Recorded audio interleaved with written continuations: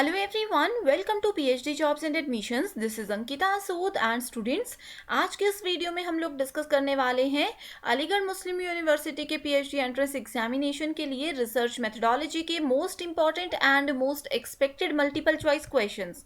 तो स्टूडेंट्स, आप सभी को ये तो पता ही होगा कि इस यूनिवर्सिटी के पीएचडी एंट्रेंस एग्जाम का शेड्यूल रिलीज कर दिया गया है। सो अभी 20 जून से ये एग्जाम स्टार्ट होने वाले हैं। अभी हमारे पास सिर्फ 7 to 8 डेज का टाइम बाकी है। सो अगर आप लोगों ने अभी भी तैयारी शुरू नहीं की है तो मैं आपको गारंटी के साथ बोल सकती हूँ कि अगर आप लोग ये लेक्चर सीरीज को अच्छे से फॉलो करते हो, जो भी ट्रिक्स हम आपको बताते हैं इनको अच्छे से फॉलो करते हो, तो डेफिनेटली आप इस एग्जाम को क्वालिफाई करके अपना पीएचडी का ड्रीम पूरा कर सकते हो। इसके साथ ही इस एंट्रेंस एग्जाम में आपके पेपर पैटर्न को 2 सेक्शंस में डिवाइड किया जाता है, that is section A and section B. Section B जो होता है इसमें तो हमारे सब्जेक्ट से रिलेटेड क्वेश्चंस पूछे जाते हैं। इसकी प्रिपरेशन स्टूडेंट बहुत अच्छे से करते हैं। लेकिन ये जो सेक्शन ए होता है ये सभी स्टूडेंट्स के लिए कॉमन होता है एंड इसमें 40 क्वेश्चंस पूछे जाते हैं। बेसिक फोकस जो होता है, मेजर फोकस जो होता है सेक्शन ए का, ये होता है रिसर्च मेथोडोलॉजी पर। इसका मतलब ये है कि अगर आप लोग रिसर्च मेथोडोलॉजी या कंप्लीट सेक्शन ए को भी अच्छे से कवर करते हो तो भी आप लोग इन 40 क्वेश्चंस की हेल्प से एग्जाम को इजीली क्वालिफाई कर सकते हो।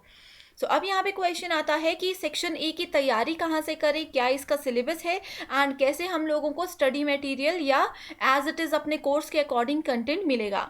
तो आप लोगों को इसकी बिल्कुल भी चिंता करने की ज़रूरत नहीं है। इसके लिए हम आपके लिए लेकर आए हैं अलीगढ़ मुस्लिम यूनिवर्सिटी के पीएचडी एंट्रेंस एग्जामिनेशन के लिए पेपर 1 का कंप्लीट क्रैश कोर्स।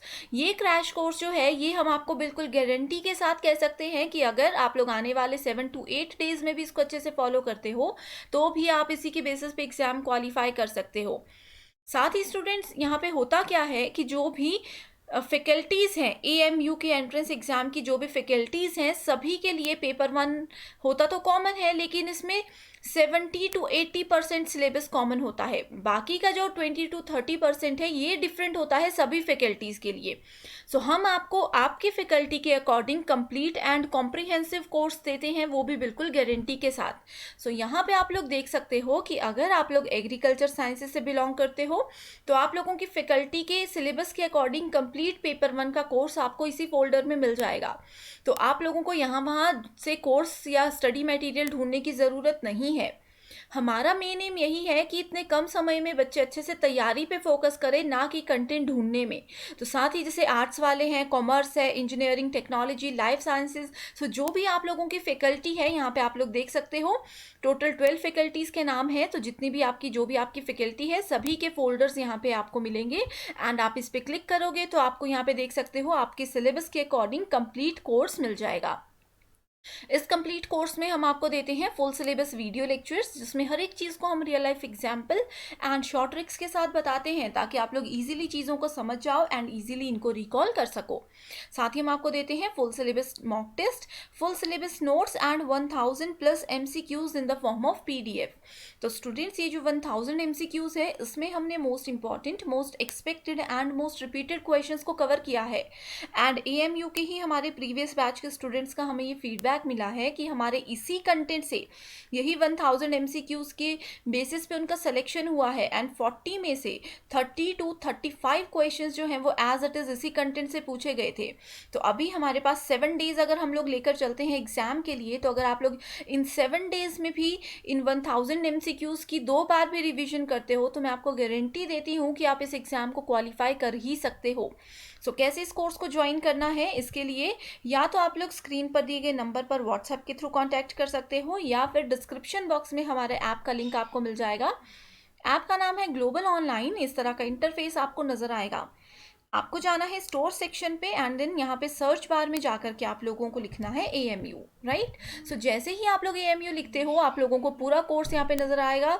जो भी फीचर्स हम देते हैं वो आपको यहाँ पे मिल जाएंगे एंड इसके बाद आप लोग डायरेक्टली कंटेंट सेक्शन पे जा करके इस कंप्लीट कोर्स को ईजिली एक्सेस कर सकते हो। इस कंप्लीट कोर्स की फ़ी है सिर्फ और सिर्फ 599। तो जल्दी से आप लोग इस कोर्स को ज्वाइन कर लीजिए। एंड मैं आपको बता दूँ कि इसमें रिसर्च मैथडोलॉजी के जितने भी कॉन्सेप्ट्स हैं, जितने भी टॉपिक्स हैं, ये सिर्फ AMU ही नहीं बल्कि हर एक यूनिवर्सिटी के PhD एंट्रेंस एग्जामिनेशन में आपकी हेल्प करेंगे। तो ये बिल्कुल गारंटीड कोर्स है, जल्दी से इस कोर्स को आप लोग ज्वाइन कर लीजिए क्योंकि टाइम बहुत कम है अभी सभी के पास। आते हैं हमारे पहले क्वेश्चन पे। यहाँ पे बोला गया है, which of the following is a professional network where scientists and researchers can share and access scientific output, knowledge and expertise। ठीक है, यहाँ पे प्रोफेशनल नेटवर्क की बात की गई है जहाँ पे बहुत सारे बड़े बड़े साइंटिस्ट्स और रिसर्चर्स क्या करते हैं, शेयर करते हैं या फिर किसी और का डेटा एक्सेस करते हैं। क्या डेटा होता है, वो किसी भी साइंटिफिक जो रिसर्च होती है उसका आउटपुट हो सकता है, कोई भी अपना नॉलेज हो सकता है या फिर एक्सपर्टीज अपनी हो सकती है जो भी इनके पास अपने रिसर्च के अकॉर्डिंग कलेक्ट की होती है। ठीक है, यहाँ पे ये पूछा गया है, एक सिंपल लैंग्वेज में अगर बताऊं तो जो भी बड़े बड़े साइंटिस्ट्स होते हैं या फिर जो भी रिसर्चर्स होते हैं, ये जो भी डेटा कलेक्ट करते हैं, जो भी रिसर्च के टाइम पे ये लोग अपना नॉलेज बढ़ाने के लिए चीज़ें यूज़ करते हैं, उन सब चीज़ों को एक जगह पे कलेक्ट किया जाता है तो उसको क्या बोला जाता है, ResearchGate, Facebook, Twitter, none of the above. बहुत ही ईजी क्वेश्चन है, क्वेश्चन में मे बी आप लोग कंफ्यूज हुए होंगे लेकिन ऑप्शंस देख के कोई भी इसका आंसर दे सकता है। तो इसका राइट आंसर क्या होगा, option number A, ResearchGate. ये आप लोगों की हेल्प कहाँ पे करता है, अब जैसे आप लोग पीएचडी में एडमिशन लोगे, आप लोगों को क्या करना है, आप लोगों को रिसर्च करना होगा।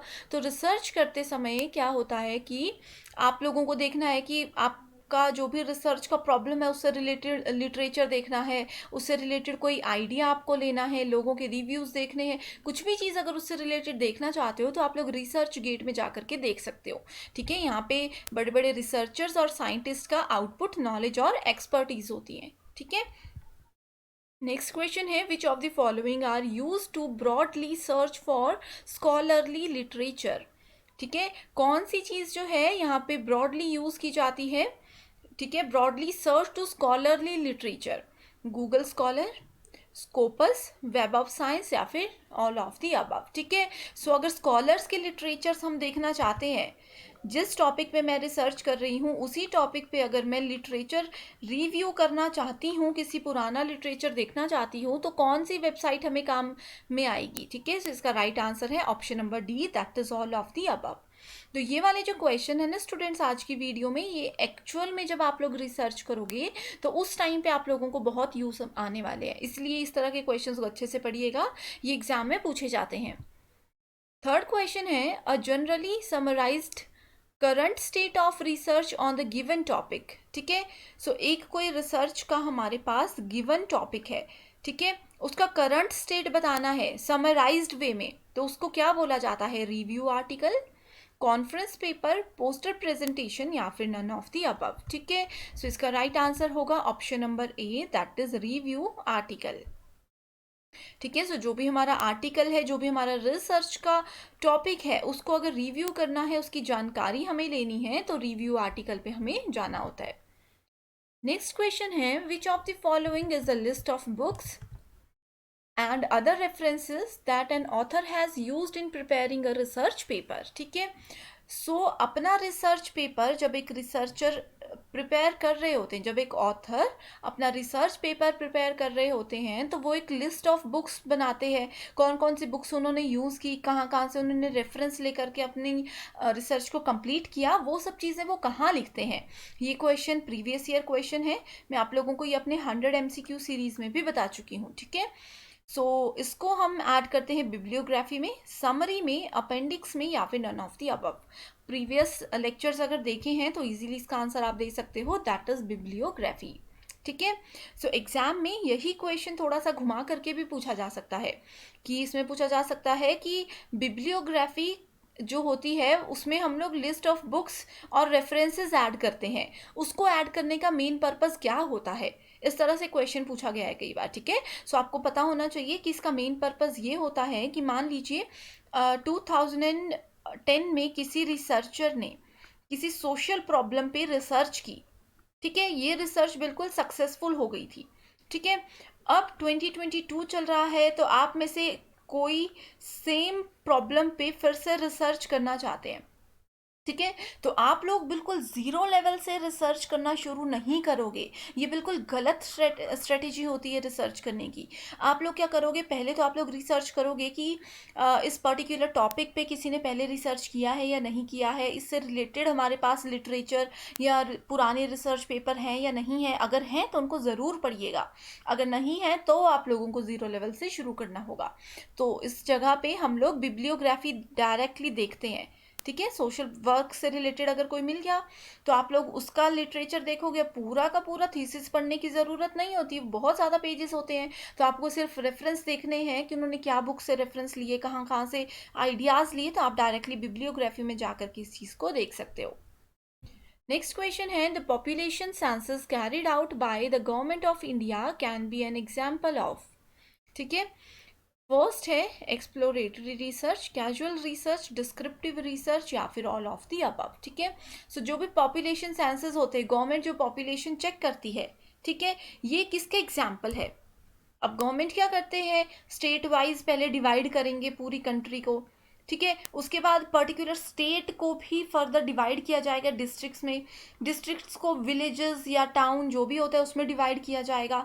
तो इस तरह से वो पॉपुलेशन कलेक्ट करते हैं पंचायत के थ्रू या जैसे भी। ठीक है, सो उसके लिए कौन से रिसर्च यूज़ की जाती है, उसके लिए यूज़ की जाती है option number C, descriptive research. ठीक है, इसमें क्या होता है, सिर्फ हम चीज़ को डिस्क्राइब करते हैं, उसका एग्जैक्ट प्रॉब्लम का सॉल्यूशन नहीं देते हैं। एक्सप्लोरेटरी में होता है जहाँ पे बिल्कुल भी नॉलेज नहीं होता, ज़ीरो लेवल या फिर थोड़ा सा नॉलेज होता है, एंड हम अपने पुराने नॉलेज की हेल्प से ही खुद से किसी नई चीज़ को ढूंढते हैं, एक्सप्लोर करते हैं। ठीक है, एंड कैजुअल रिसर्च जो होती है बेसिक रिसर्च होती है। सो इस तरह का जो भी आता है जहाँ पे हम लोगों को पॉपुलेशन या बहुत ज़्यादा नंबर ऑफ पीपल के साथ काम करना होता है, तो वहाँ पर डिस्क्रिप्टिव रिसर्च हम यूज़ कर सकते हैं। सो ये थे आज के 5 क्वेश्चंस। आई होप ये वीडियो आपके लिए हेल्पफुल रही है। सो जल्दी से आप लोग इस कोर्स को भी स्टूडेंट्स ज्वाइन कर लीजिए, क्योंकि समय बहुत कम है एंड लिमिटेड सीट्स बाकी हैं। सिर्फ और सिर्फ 599 पे करके आप लोग अपना एक बहुत बड़ा ड्रीम पूरा कर सकते हो। So thank you so much and I wish you all the very best.